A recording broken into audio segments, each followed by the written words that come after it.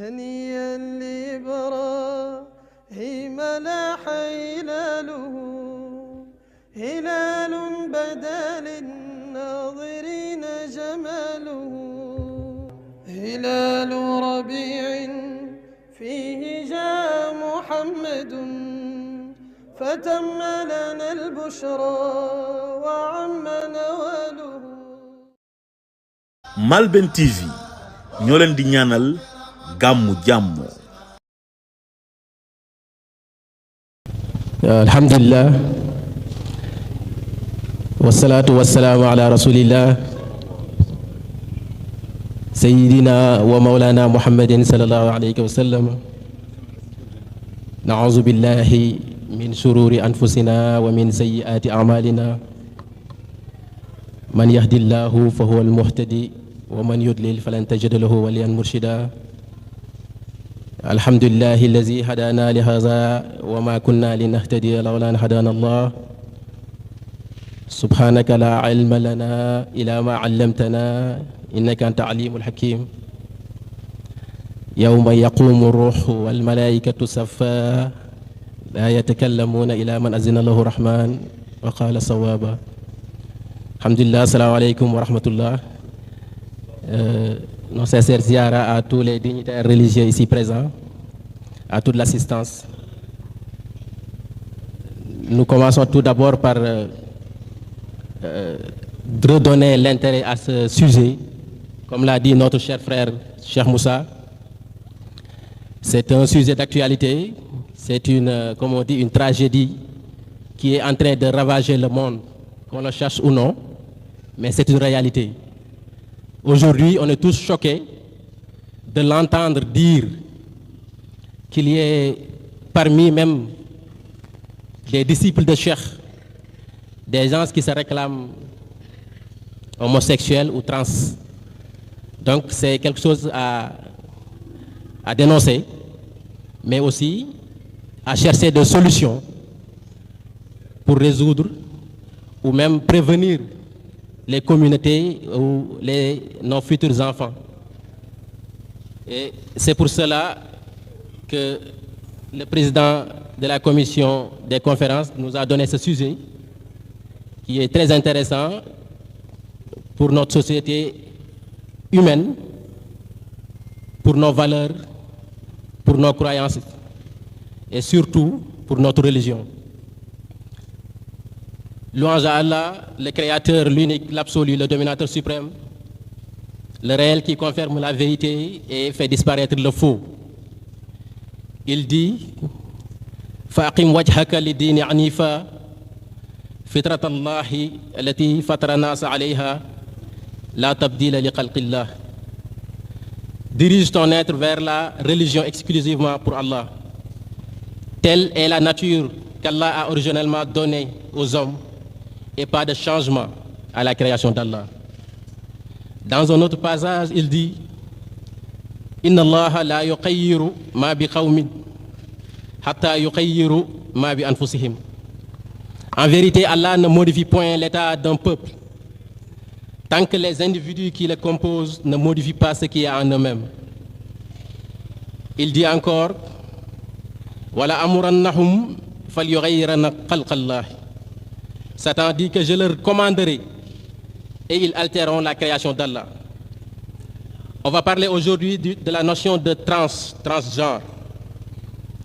Déjà, la notion de genre fait une actualité qui aujourd'hui intéresse toutes les sciences humaines et sociales et qui occupe une place importante dans les institutions, dans les organismes internationaux ainsi que dans les politiques même de développement de nos pays. Selon son concept sociologique, il exprime les rapports sociaux de sexe, la construction sociale des caractéristiques, des valeurs, des normes, des rôles, des activités et comportements attachés au féminin et au masculin, par la culture, l'éducation et surtout par la religion. Depuis des siècles, notre population a toujours associé le sexe biologique avec l'identité genre.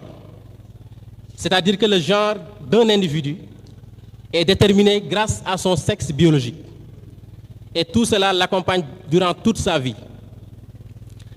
Aujourd'hui, si on introduit le terme ou bien le préfixe trans, ça veut dire qu'on sort de cette catégorie de genre. On est au-delà du genre. On est à travers du genre. On est d'un bord à l'autre du genre. C'est-à-dire qu'une personne transgenre est une personne dont l'expression de genre ne correspond pas aux attentes réelles liées à son sexe. C'est par exemple des hommes de naissance qui s'identifient comme des femmes, allant jusqu'à modifier l'apparence de leur corps et de leur sexe. Selon cette définition, une personne dite transgenre s'avère dans son quotidien en opposition totale avec les normes attendues de son sexe. Et dans son comportement aussi, on note cela, dans ses mœurs, dans ses tenues vestimentaires, elle ne répond en rien aux attentes ou repères déterminés par la société. Ça devient encore un choc de la société. Donc depuis les années 2000, ça c'est une réalité, de nombreux pays ont adopté les lois autorisant même aux personnes transgenres à changer leur nom, à changer leur sexe sur leur document d'identité. Et on s'est questionné, est-ce que c'est une maladie? En réalité, récemment, dans la nouvelle classification des maladies, la dysphorie de genre n'est pas considérée comme une maladie. Et aucune prédisposition génétique ne lui a été trouvée. C'est donc un apprentissage du cerveau, selon l'éducation, l'entourage et les expériences vécues. Il est noté que les transgenres passent tout leur temps nécessaire à construire leur féminité, si on prend l'exemple de l'homme, qui se transforme en femme, à construire leur féminité à travers les maquillages, les vêtements, les transformations du corps. Donc la nature, comme on dit, a horreur du vide. Si les gens ne se conforment pas à la nature, certains vont changer les lois de la nature. Jorgensen, qui donne l'esprit des transgenres, disait que la nature a commis une erreur, que j'ai fait corriger et je suis désormais votre fille. C'était un homme qui s'est changé en une femme et a dit que c'est la nature qui a commis une erreur. Ça veut dire que c'est Dieu lui-même qui a fait une erreur. Elle devait être une fille à la place d'un garçon. Donc cette citation de Jorgensen, à peu près, nous donne la psychologie du transgenre, qui veut corriger l'erreur du créateur. Parce que dans son ressentiment, il devait être une femme à la place d'un homme. Et par là, on voit que la cause principale de cette attitude n'est autre chose qu'une outrance, qu'une rébellion.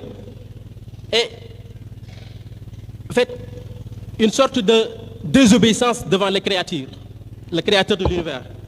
Et on dirait que l'homme est un rebelle, qu'Allah inal insana la yatqa. Et l'homme ne cesse de commettre des turpitudes jusqu'à atteindre un niveau qui dépasse toutes les limites. C'est l'exemple du peuple de Lot qui avait commis des excès jamais vus dans le monde. وَلُوطًا إِذْ قَالَ لِقَوْمِهِ إِنَّكُمْ لَتَأْتُونَ الْفَاحِشَةَ مَا سَبَقَكُمْ بِهَا مِنْ أَحَدٍ مِنَ الْعَالَمِينَ. C'est l'exemple de Pharaon qui avait outrepassé toutes les limites. اذهبوا إلى فرعون إنه طغى. Ces gens doivent être rappelés à l'ordre et nos communautés avisées sur ce fléau. Et c'est tout l'intérêt de cette thématique qui vise à restaurer les valeurs cardinales de l'humanité. On fixe les idées, on fixe les principes et les réalités sont claires par le Coran. Toute l'humanité est issue de deux sexes, mâle et femelle. Ya ayyuhan nas inna khalaqnakum min zakarin wa unsa. Et le mâle ne se confondra jamais avec la femelle. Wa laysa zakaru kal unsa. C'est précisément parce que les hommes et les femmes diffèrent physiquement, biologiquement, émotionnellement et de bien d'autres façons qu'Allah nous dit que le mâle n'est pas comparable avec la femelle. C'est dans ce sens que le prophète sallallahu alayhi wa sallam a maudit les efféminés parmi les hommes et les masculinisés parmi les femmes. Puis a dit, sortez-les de vos demeures. Du point de vue scientifique, on peut dire que le sexe est une conception biologique qui ne peut être changée. L'individu qui se dit transgenre, en réalité, entre dans une forme d'illusion et son sexe ne sera jamais changé. Parce que même dans le cas des anomalies chromosomiques, qui sont des cas typiques, il y a généralement des dominances de sexe par rapport à l'autre. Alors vouloir changer le sexe est une chose impossible. Ça doit être très clair. Vouloir changer le sexe, c'est une chose impossible du point de vue scientifique. C'est une illusion et un manque de confiance en soi créé par les vices de l'âme, créé par la concupiscence, créé par le libertinage, encouragé et financé par les adeptes d'une contre-initiation ou des adeptes de la postmodernité, comme on dit. Il n'y a aucun avantage particulier d'être homme ou femme.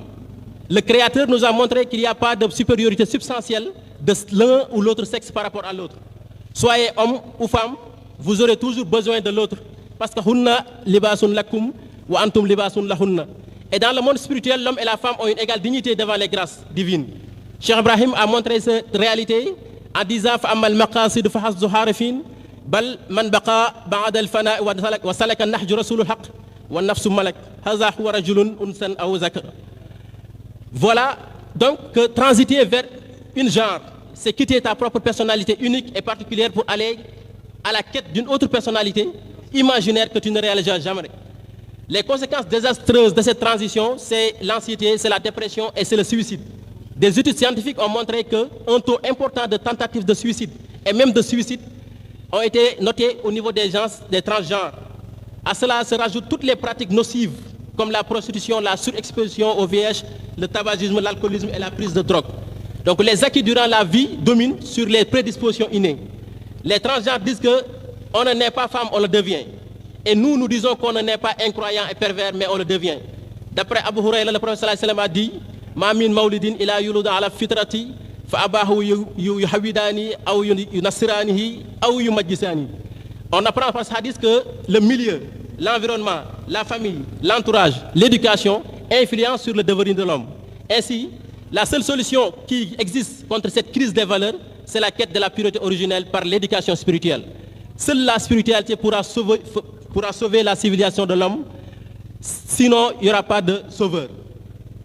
Parce qu'une civilisation, comme le disait Malraux, une civilisation humaine durable ne peut se passer de valeurs suprêmes. L'éducation théorique ne suffit plus.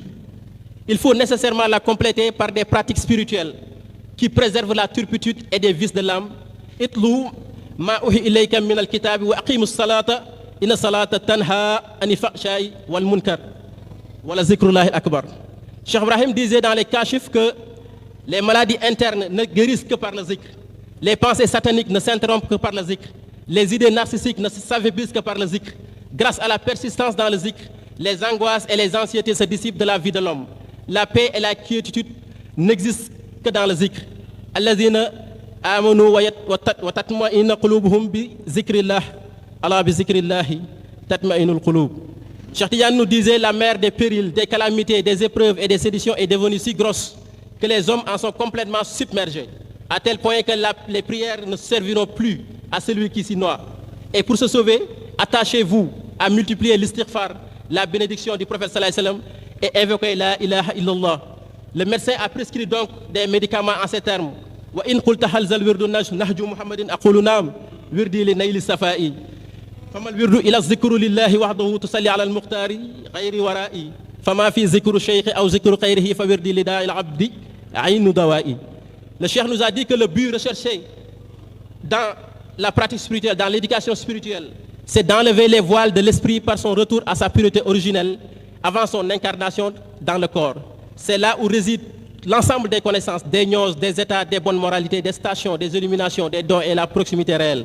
Donc tout ce que nous voulons comme restauration des crises des valeurs ne peut se faire que par l'éducation spirituelle, par la pratique spirituelle. Et nous disons alhamdulillah wa akhir dawana alhamdulillah, assalamu alaikum wa rahmatullah. هنيئا لإبراهيم لاح هلاله هلال بدا للناظرين جماله هلال ربيع فيه جاء محمد فتم لنا البشرى وعم نواله. Malben TV ñoo leen di ñaanal gàmmu jàmm.